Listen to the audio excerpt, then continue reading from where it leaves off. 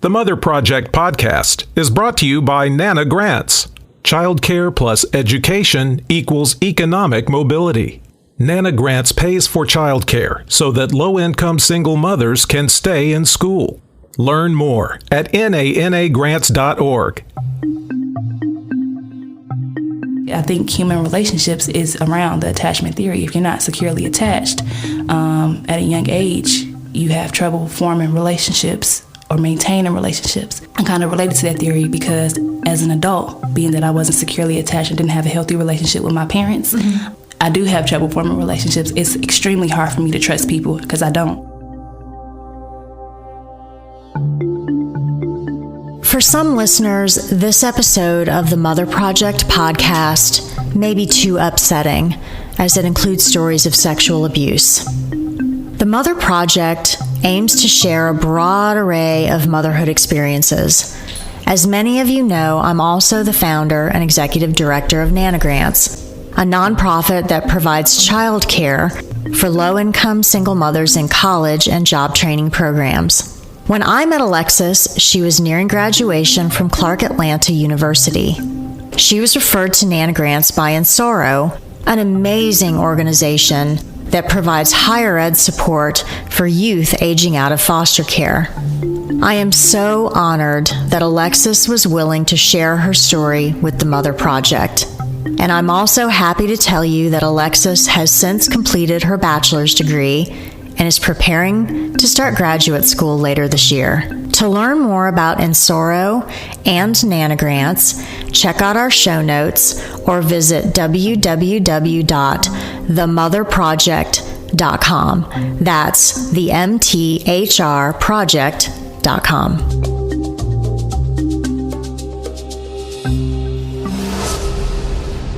Okay, just get myself centered. Alexis, thank you so much for joining us today and making the trip over. I thought we might start with, well, it's January 2021, so we've all survived 2020, which was no small feat. Tell us what the year has been like for you. You're about to graduate from Clark Atlanta, so what's been happening for the last year for you and your son? This year it's been like kind of up and down. It's been difficult with trying to do with everything going online, virtual learning, and losing my job, and just kind of being, a little on edge about a lot of stuff. So the beginning of the year, like I said, I lost my job due to COVID. Where were you working? I was working at Target. Okay. I ended up contracting COVID. So I resigned, and then on top of that, schools were closed. So even if I was trying to find another job, I didn't have childcare. When schools did open back up, I kind of struggled with childcare a little bit. I ended up finding childcare, but I needed assistance to pay for it, so reached out to Nana Grants, and they stepped in and they helped.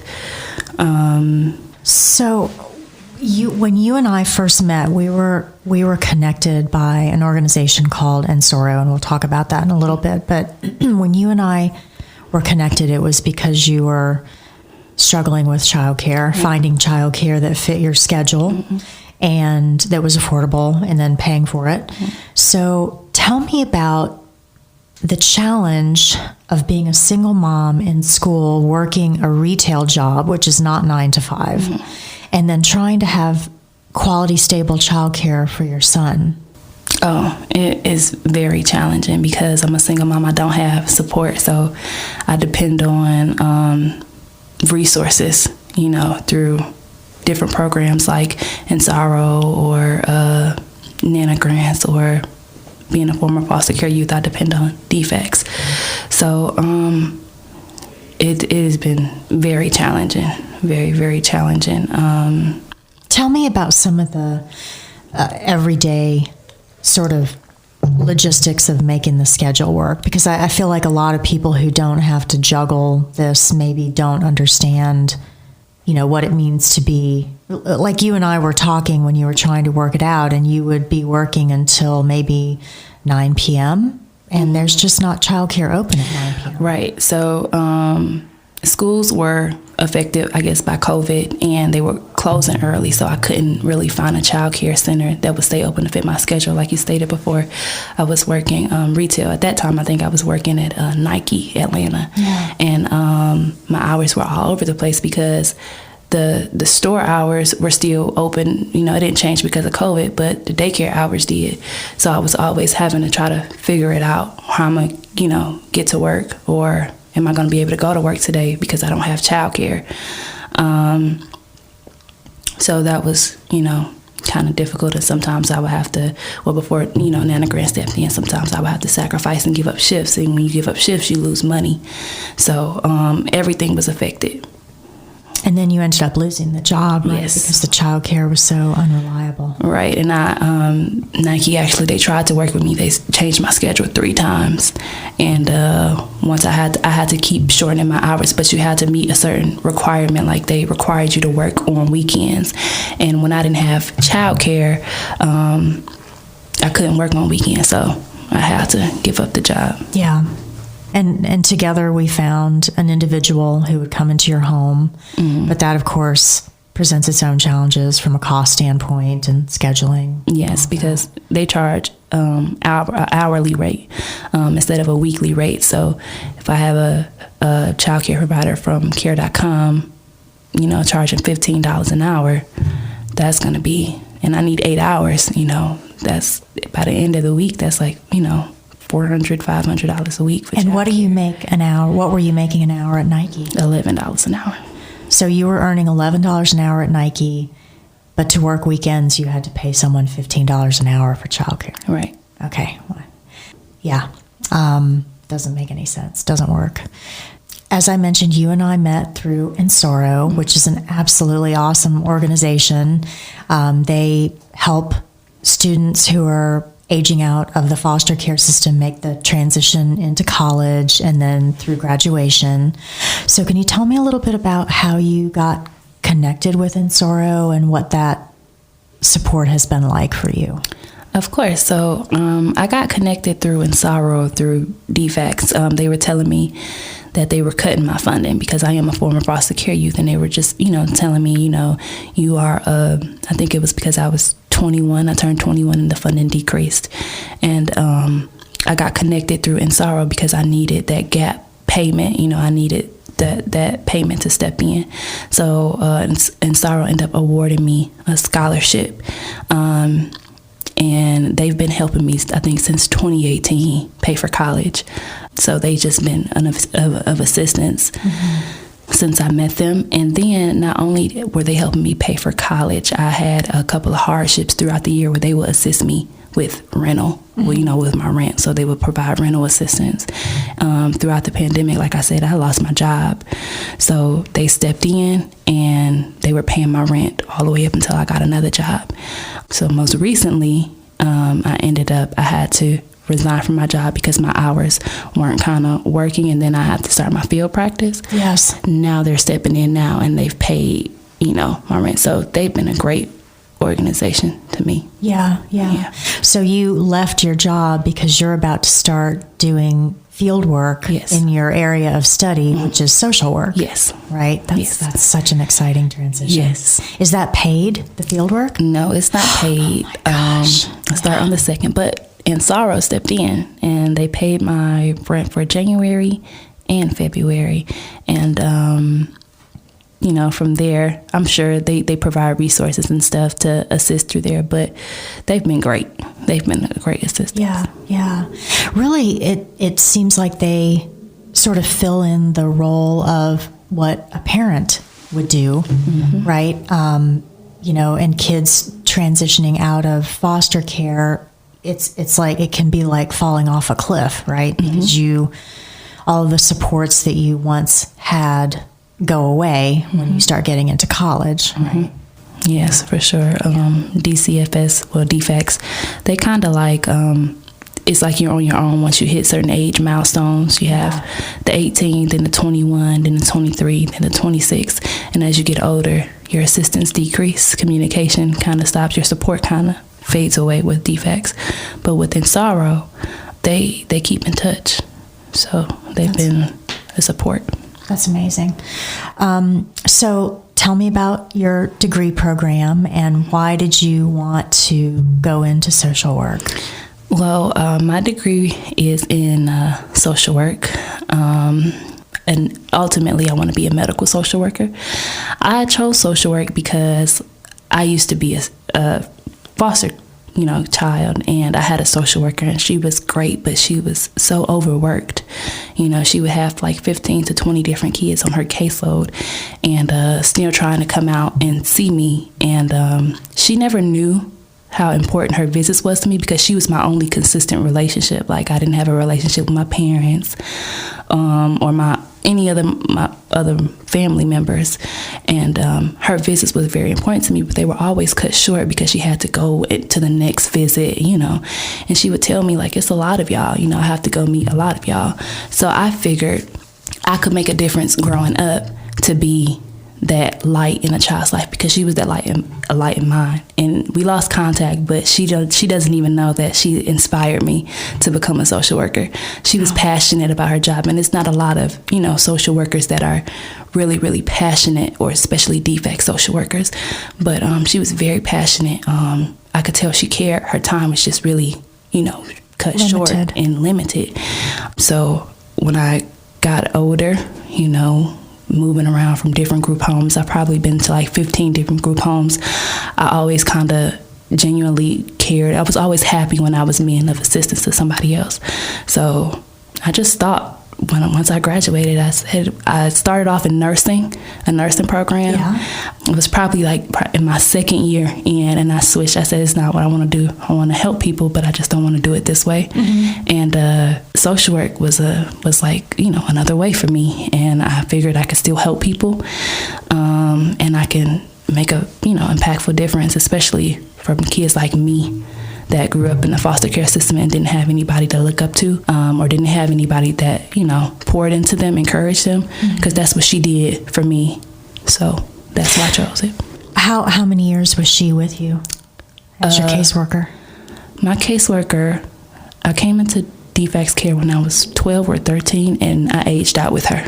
That's great, because I've done work as a CASA, and I've had cases where the turnover, like we would have a new defects caseworker every 3 or 4 months. Mm-hmm. Nope. Sometimes. I aged out with her. It was great. I aged out with her and then transferred over to the 18 and older unit. I had another caseworker, and she was pretty nice too. She wasn't like my old caseworker, but she was pretty nice. Then I aged out there, and then I became a part of the independent living program with defects. Okay. Do you feel comfortable telling us a little about how you came into foster care? Oh, yes, of course. I used to have trouble telling the story, but now that I'm older, I don't anymore. So around 2009, I first moved down here from Detroit, Michigan. My mom, she was never really in our lives, even while in Michigan. She was always just about herself. I remember being 8 years old. She used to be an exotic dancer. She would always come home at any time of the night, whenever, she felt like it. And I guess she didn't think that her kids would know. My mother was also, I guess, abusive and neglectful. Mm. So my older sister, Alicia, she kind of raised us. She's like 5 years older than me. She kind of raised us. My mom never knew my real father. So my brother's father kind of claimed that role, and he kind of stepped in and, was helpful. And he didn't really have an education or anything going on for himself either. So anytime my mother would up and leave us, we would go to his mom's house, because my dad, he was out, running the streets too. So I had a grandmother that I stayed with majority of the time. Around 9 years old, my mom met this man, and he was sexually abusive to my older sister at first, and my older sister ended up running away. She came back when she was 16 years old, and we found out she was pregnant. She ended up moving away from my mom. She didn't really want anything to do with my mom, and then she moved with her father. She had her baby. They kind of rekindled their relationship. In 2009, my mom and my father, my dad's father, my brother's dad, got into a really bad argument, and out of spite, my mom uprooted us and moved us to Atlanta just to keep us away from him. Wow. So she uprooted us and moved us to Atlanta. I was about, I think, 11 years old back in 2009. And, it wasn't really going good. We moved down here. She was trying to find us somewhere to live in that process. So we would be bouncing around, from different places. We finally landed somewhere in Oakland City in Atlanta, Georgia. I started going to school. I think later on that year, I ended up getting my period. My mom she really didn't know how to be a mother, and I knew that. And I kind of learned about her past kind of early on, not early this year, but early last year. I kind of learned a little more about her. Mm-hmm. She didn't have it good either, but it's still no excuse to be a poor parent. But I kind of didn't blame her. But anyway, back to the story. So I started my period. She accused me of being sexually active, but it wasn't that. It was just, I just started my period. So one day I was in the kitchen, and it was me and my mom's husband. And he said, "So you started your period, you're a woman now." And from there, that's when it started. He would come in my room at night. He would touch on me. I would tell my mom. She would tell me that she understood, and she would also tell me how she experienced the same thing with a family member. But she would always tell me, because my mom was working and he wasn't working, so he would be kind of the one that stayed at home. I had 2 little brothers, so he would be the one to stay at home and oversee us while she worked. So she would always tell me, I don't know what she had against me, but she would tell me that if her husband left, then I would have to leave too, because she didn't trust me in her house. Oh my gosh. So that kind of kept me from saying anything, because I didn't want to leave my family. But it progressed and got worse. And I think early 2012, it got worse. So one day, I think the night before, he came to my bed and he was trying to tell me to try on underwear. I told my mom the next morning. She would tell me, "Oh, I appreciate you for telling me, and where's the underwear?" I gave her the underwear. I would write about it in my journals, in my diary. She would always confiscate, anything I talked. If it was negative, she would confiscate it, which is a reason why that's not a hobby of mine anymore. I don't write anymore, but she would always confiscate it. So this one day, he was on one night he came to my bed, and he was on the edge of the bed, and he was just tickling my feet. I got loud, telling him to stop. My mom had her door open, like she would always do, but normally she would ignore it. But this time I was loud, so she woke up, asked him what he was doing, and he made up some excuse, and she told him to come back to bed. So the morning after, me and him got into an argument, because he was just being too, I don't know, he was acting as if nothing had happened the night before. We got into a real bad argument. I went to school. The teacher asked what was wrong with me, and I told her everything. Oh, wow. Before I got back to my house, the police were already there. And how did you feel about that? Did you know the potential consequences, or what could be set in motion by telling the teacher what was going on?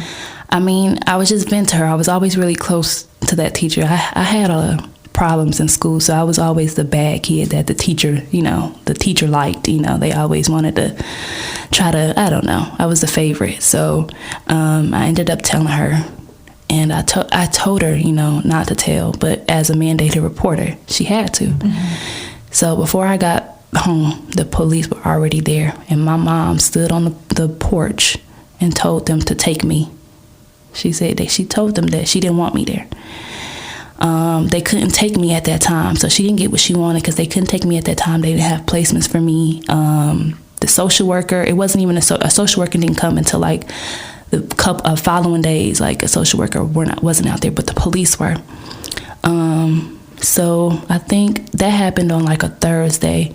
Probably the next Wednesday, we were going through a DCFS investigation, and she were denying the allegations, and I didn't understand why she was denying it, because she knew they were true. I would always tell her. It was going on for months. I would always tell her. Eventually, they tried to get us to do like a family reunification program and put us through counseling and all that other stuff. Because, defects, last thing they want to do is take the kid. I know a lot of people think that, but that's the last thing they want to do. Yes. So we tried to do that, but she stuck to it. She kept saying she did not want me here. She didn't want me. She wanted to terminate her rights. And shortly the following month, that's what happened. As we were going through the court process, my mom would come up there with my aunt, talk so bad about me. And mind you, I was only 12 years old, so she would talk so bad about me, call me all kind of names and wish bad stuff on me, like, oh, you not gonna, how parents are, you're not gonna be anything, or you were just a broken condom and I should have aborted, like stuff like that. Gosh. Yeah, went to foster care, and that was that. I haven't talked to her since, and I'm 23 now. That was a very, very long time ago, a decade and a year ago, so 11 years. Do you know where she is? No. You've just moved on. Yeah. How do you go back into that system as a professional when you've been through all of these traumas as a young girl? I think a lot of people would turn away from it and say, I never want to have anything to do with that system again. How do you find the strength to do that? Well, I just think about it like this. I had somebody, or throughout, me being in foster care, I ran into a lot of great people that poured into me, different group homes I've met, different people that poured into me. And my social worker, she really inspired me because, I don't know her story or anything like that. I just know that she was passionate about helping people, and it made her feel good, and it made me feel good to help other people. And I felt like if I could, go back and be that, success story, I could encourage the other foster care youth, because there's not a lot of foster care youth that turn out like I did. There's not a lot of foster care youth that goes to college despite of having a baby in high school, despite of being in foster. It's not a lot of us. So if I could, be that influence and say, hey, I was here, I used to be here, I've been through some things, I came through the same system, I've done the same things that you're doing, and I still made it, then you can too. Mm-hmm. So, I think human relationships is around the attachment theory. If you're not securely attached at a young age, you have trouble forming relationships or maintaining relationships. I'm kind of related to that theory because as an adult, being that I wasn't securely attached and didn't have a healthy relationship with my parents, I do have trouble forming relationships. It's extremely hard for me to trust people because I don't. I've always been suspicious. I'm thinking somebody is out to get me. I'm scared to try new things. Like I was just telling you, I won't get on a plane. I will not get on a boat, and I do not travel any more than 45 minutes. I try not to go anywhere by myself. Like I've always been fearful. But one thing my mom always said to me was, every time she would get mad, you're so smart, why do you act dumb? And then when we would go to therapy, the therapist would say, well, you tell me what you like about your daughter, or you tell me what you like about your mom. My mom would never could say anything else other than, well, I guess she's smart. So I kind of latched onto that. I didn't kind of heed that until high school, and I was like, well, maybe I am smart. She did tell me I was smart. So I started exceeding, and graduated with a 3.92 GPA. Wow. In college, I've always made a 3.0 and above. That education was kind of something that I stuck with because I always felt like I was good at. But anything else, I'm very insecure and timid about. I won't try anything new. I'm trying to get out of that as an adult, but it's hard. Yeah. Because of that. I didn't get that, or you can do it, or, that confidence. I didn't get that. I do it to my son now. I make sure I pour into him. We do a phrase every morning. You're smart, you're handsome, you're going to be rich, you're going to be successful, and he gets excited. But I didn't get that growing up. It was always, why are you doing this? Are you doing it the wrong way? Why are you so dumb? I never got that encouragement. I wasn't, securely attached. So. Wow. Yeah. So education was almost a respite for you, and like a place that you could go safely. Right. Yeah. So school was a positive experience for you. It was very positive. It was like a safe haven. It's my comfort zone. So, which is another reason why I'm going right back to school. I've never not been in school since I've been out of high school. And I won't step outside of my comfort zone. And as an adult, you got to kind of face issues and get over that and get out of that. But It's just, Do you find that, when you're throwing out terms like attachment theory, and do you find when you're sitting in classes that you're having revelations about your own, how you've coped with things, how your mother might have coped with things? Has it been helpful in that way? Definitely. When me first learning about the attachment theory was just like, oh, so this is why I am the way I am. This is why, and it's 4 types of attachment. I can't go into all of them because I don't know specific, but I just know that I wasn't securely attached, and it's a term for the type of attachment that you have, specifically. But yeah, it definitely did. Being in social work really taught me why I am the way I am and how I parent my child, how I parent. Okay. Because I'm so fearful of being like my mom. I am so opposite of everything she do. I do the complete opposite. And childhood traumas can have that effect. Either you are your parents or you're not, So definitely being a social worker has taught me. Yeah. A lot about yourself and your own journey, and giving you a perspective. For sure. And language to put to experiences and emotions. That's incredible. I know you're going to be such an inspiration, and to have someone sitting across the table from you who truly empathizes with where you are at that point in your life, I think is going to be such a gift to the young people you work with.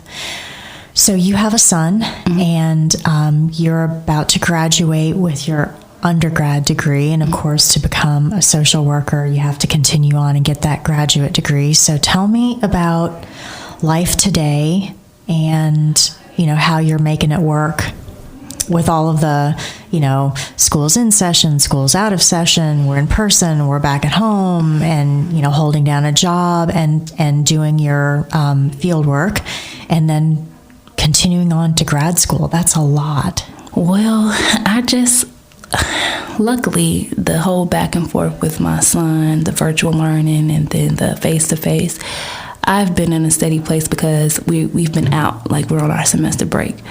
I don't know how I'm going to be when I start, my field. I start my field February the 2nd. That's when I start. Right now, they're face-to-face, but I have, I think I'm able to maintain my current child care provider. It's definitely not easy with the virtual learning, though, because this year definitely has made me realize that teachers need a raise. Yes. I think every parent is feeling that. Yes. It has been extremely frustrating trying to be a teacher to my son. So, yeah.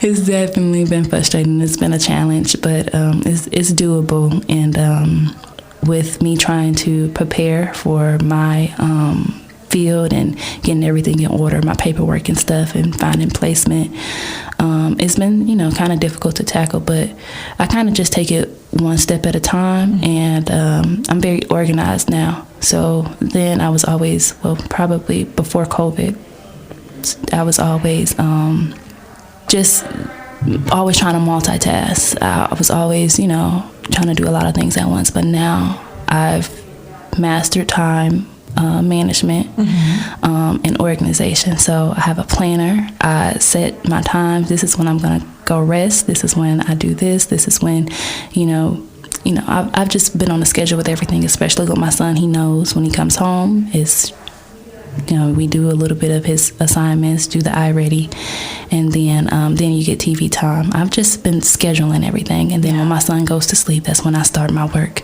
and I do whatever I need to do. If I'm doing something for my field, like background checks or submitting any documentation, I do it when my son is asleep, or I do it while he's at school while I have free time. But now I'm planning, and I'm making sure that I have everything together like that. Just trying to stay organized.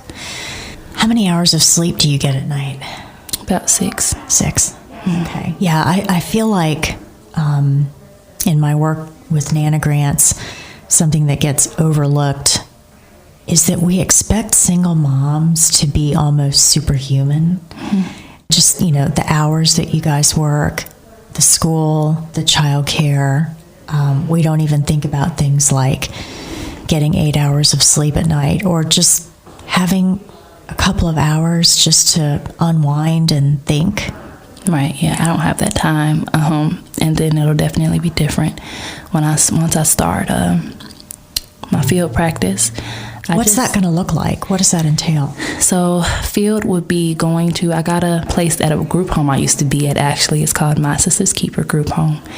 And I got placed there. It's Monday through Friday, 9 to 5. Unpaid. Unpaid. Nope, you don't get paid.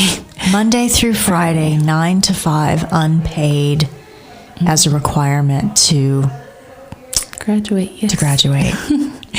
Nope, you do not get paid for it. And this is a home that you used to be.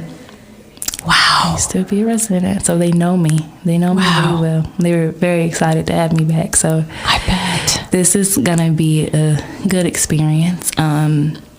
I am still trying to work out the kinks of childcare, being that my son gets out of school at 2. Yeah. And I'm supposed to be there from 9 to 5. I'm still trying to work those kinks out, as well as try to see how I can still work. I've been applying to different jobs, and I was thinking maybe overnight, so that wouldn't really leave me with any hours to sleep. So I don't know. I'm just planning. Yeah. Oh, gosh. Yeah, and the last conversation that you and I had over the phone about childcare, the challenge was that the after-school programs don't pick up from the school, so it's not like you can leave in the middle of your workday and take your son from his school to the aftercare. Right. Yeah. So I'm just trying to work that out. That's the stage where I am now. I have a week to figure it out. Okay. So, yeah. Yeah. So when you go back into this group home where you used to be a resident, how do you plan to approach the students there? Will you tell your story? Will you tell them I used to be where you are? Most definitely. I think that is very encouraging. I actually just, most recently, I went to a placement where I used to live, and I thought that I would, I didn't really know what to expect when I got there, where I met my house mom, and as soon as I stepped foot in the door, I immediately broke down and started crying. I was just so overwhelmed, like, oh my God, this is where I came from. So I don't know how I would react. I haven't been there. I've just been, talking and conversing back and forth with, my sister's keeper via email. Mm-hmm. Haven't did anything in person. I haven't been there. But my goal is to try to positively influence these girls, because it's an all-girls group home. It's definitely try to positively influence these girls, because I know when I was there, they didn't have too much of that. We had house moms that were there just to do their job. Mm-hmm. So I think that, like I was explaining to the coordinator there, that I'd definitely be a great candidate for it, because I've been there. I can show them the room, the bed I used to sleep in. I've been there, and I want them to know that you can, make something of yourself despite being a foster kid. Yeah. Alexis, it has been such an honor to talk with you, and I'm in awe. I admire you so much and everything that you're doing, and how you are taking the challenges and the gifts that you've been given in this life, and you're giving them back to others. I think it's really a beautiful inspiration. Thank you. Thank you very much. Thanks.